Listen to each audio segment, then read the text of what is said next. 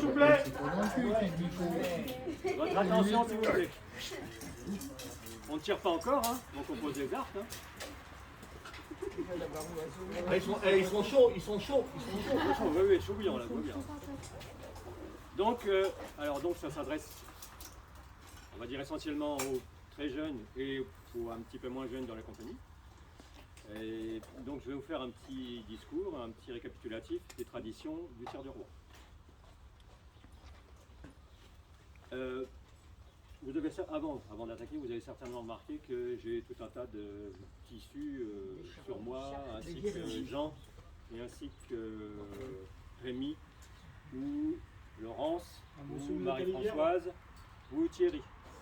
Donc, en fait, Jean-Pierre. Non, mais moi je compte pour du beurre. Dans une compagnie, en fait,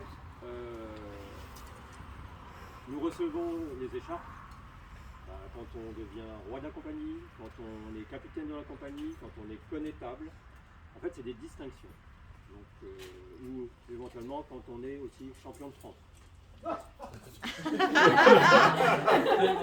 T'étouffes pas, Rémi. Rémi. Ça y est, il est parti, il est vexé, il est parti. Donc c'est des distinctions. Hein. C'est honorifique, hein. Ça compte. Pour du beurre. Pour du beurre. Mais quand même, hein, ça fait plaisir. Bah bien sûr, un champion de France, ça rigole pas. Hein. Champion de France, ça rigole pas. Donc je vais vous faire un petit discours, je vous prie de ne pas vous endormir pendant que je parle. Hein. Les chevaliers de la compagnie, d'Aiguille donc, sont heureux de vous accueillir au tir de l'abat l'oiseau ou tir du roi, s'il vous plaît.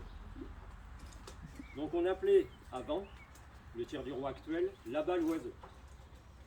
Le tir à l'oiseau a pour objet de désigner le roi de l'année. Il a lieu de préférence, en fait, c'est au mois de mai, donc là, avec le Covid, on a été obligé de reporter et bon, on a fait cette découverte à la place du vrai tir du roi, mais c'est tout comme. Le tir est l'une des manifestations les plus anciennes de l'archerie. C'est vraiment quelque chose d'ancien. Et donc je vais vous faire un petit bref résumé de l'histoire. Elle perdure depuis des siècles, remonte au temps d'Ulysse. Est-ce que vous connaissez Ulysse? Oui, ouais. Vous avez tous C'est à entendu côté parler d'Orsay. d'Ulysse? Non, pas les Ulysses. Il habite. Oui, c'est mon frère Ulysse. Mon fils, il s'appelle Ulysse. Ah bah dites donc.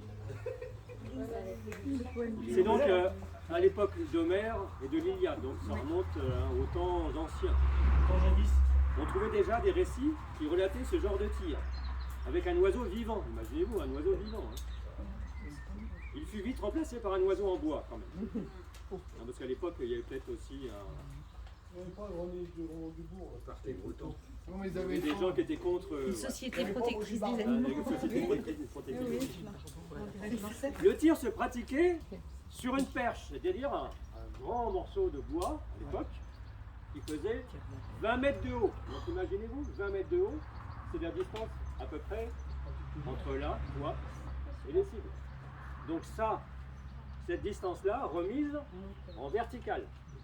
Et donc il fallait tirer au pied de la perche l'oiseau qui était fixé en haut de la perche.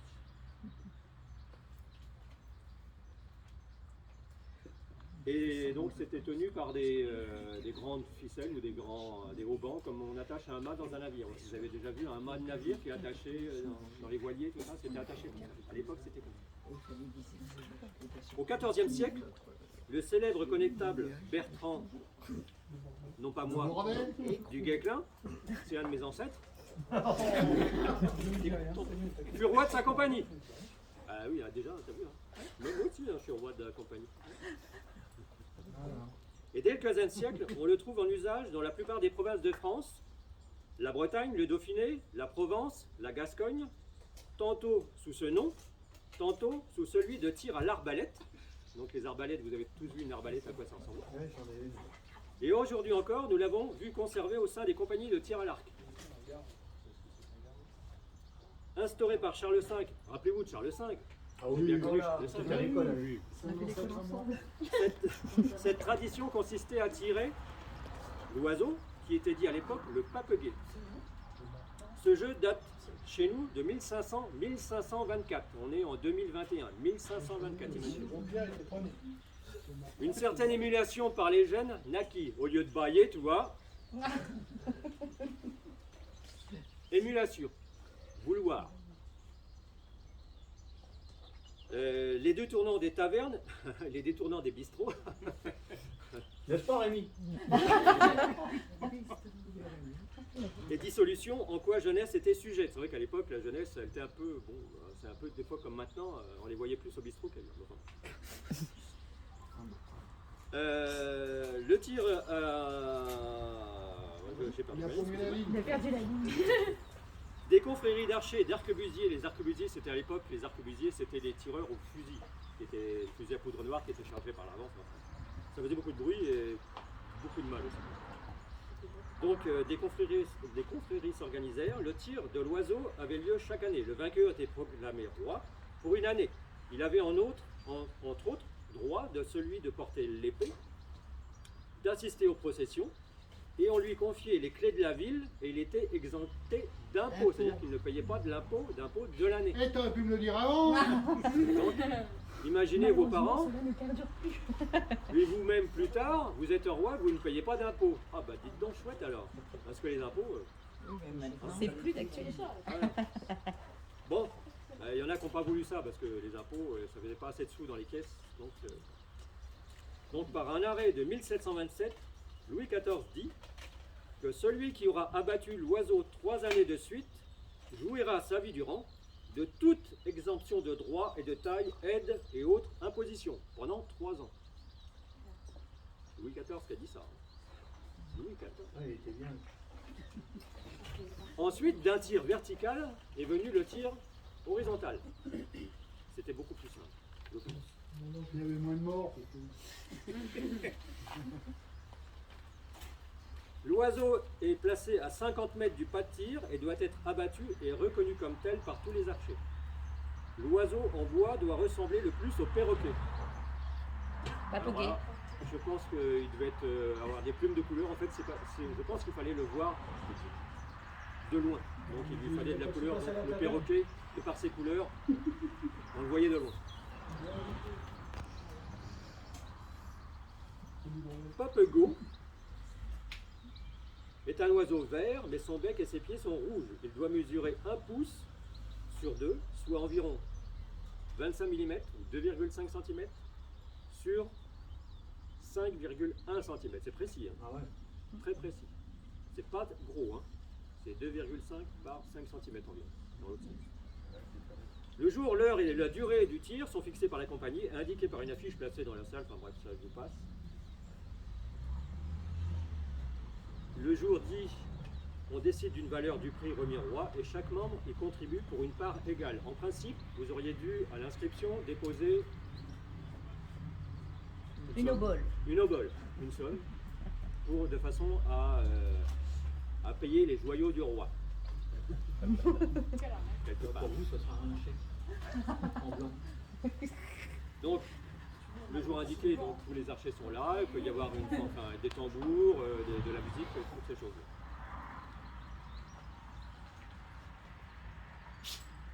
Il a encore promis la ligne. Donc l'oiseau est placé devant le noir de la carte, enfoncé à l'aide d'une tige sur laquelle il est fixé par la queue et le dessous des pattes au moyen d'un collage solide, mais sans fil de fer ou de laiton. Bon, à l'époque, c'était comme ça. Mais bon, cette année, c'est des oiseaux en bois fixés avec une tige en bois. Petit en bois. Donc l'oiseau peut se tirer en haut d'une perche, qui est un tir qui est donc toujours pratiqué, mais en Picardie. Donc c'est vers le nord-est de la France. Donc c'est un nord-est. Donc le nord étant ici, en fait. C'est juste au-dessus de l'île de France. Voilà, c'est par là. Les Hauts-de-France. Les Hauts-de-France. Voilà, en Hauts-de-France. Il faut pour que l'abat de l'oiseau soit bon et valable, que le corps de l'animal et non pas une petite de ses parties soit abattu et qu'il ait été touché par la pointe de la flèche, ce qui signifie que la trace est vraiment réelle et non pas ah oui là, on dirait que non, il faut vraiment le toucher. Hein. Il faut que votre pointe de flèche en éclate un morceau. Et donc tant qu'il n'est pas abattu, tant que les tirs continuent. Normalement. Donc tant qu'il n'est pas abattu, tant que ça continue. Donc à minuit, on peut donc encore y être. J'ai pas encore installé les lumières, mais à la lueur des phares, des voitures, on peut encore donc éclairer. Et s'il le faut, à minuit, on se rencontre. Mais non. Donc la première personne qui a atteint l'oiseau est déclarée roi ou reine, donc ça peut être donc un homme ou une femme, bien sûr, roi donc de l'année, à condition que l'oiseau donc soit bien marqué. Ce que j'irai vérifier, je vais prendre une paire de jumelles, mais on l'entendra des fois au bruit, ça peut faire un petit clac.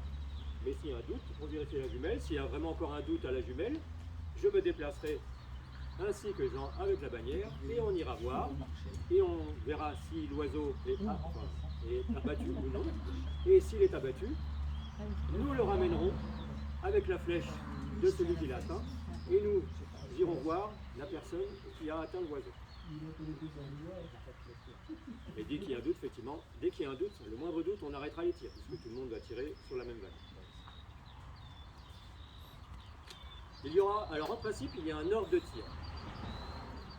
Un ordre de tir bien précis, puisque donc en premier lieu, c'est le roi de l'année d'avant qui sera en premier, ensuite le capitaine,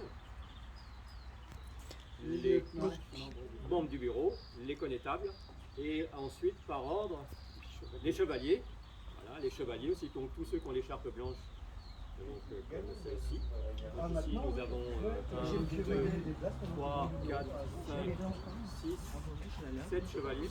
Donc tous les chevaliers. Et ensuite, voilà. Dans l'ordre d'arrivée dans la compagnie. Dans l'ordre l'ancienneté. d'arrivée dans la compagnie. Donc en fait, les manants. Donc en fait, les plus jeunes arrivés dans la compagnie tirent en dernier. En principe. Je ne vais pas vous faire encore un speech qui va durer encore 2 heures. Je pense que vous avez tous compris. Si vous n'avez pas compris, vous pouvez poser des questions à vos entraîneurs. Ils sont aptes à vous répondre. Sur ce, mesdames, messieurs, jeunes gens, nous allons procéder au tir du roi. Je vous demande d'applaudir bien fort.